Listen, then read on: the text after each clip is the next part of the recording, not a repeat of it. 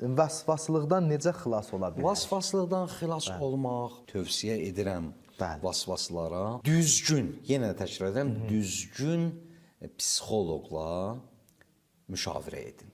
Aha. Yəni bu bir növ ruhi xəstəlikdir.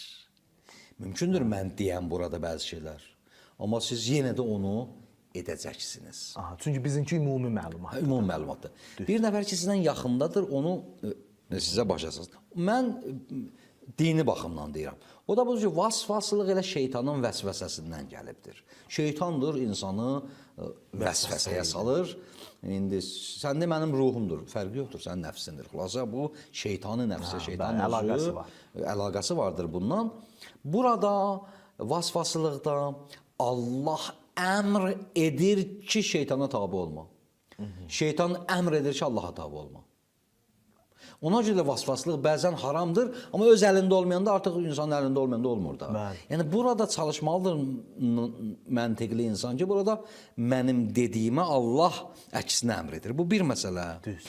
İkincisi budur ki, vasvaslığın vasvası insanın nəcisini də şəriət pak edir. Nəcis bildiyin şəriət pak edir. Bəli, fikir vermə, əhəmiyyət vermə. Hətta buz qandır. Bəli. Sən onu qırmızı rəng gör. Nə işin var? Hədislərimizdə də var ha. Bəzi insan var deyir, elə mən elə bilirəm dəstəmazım batil oldu. Düz. Hədisdə var ki, şeytan nəfx edir, yəni üfürür.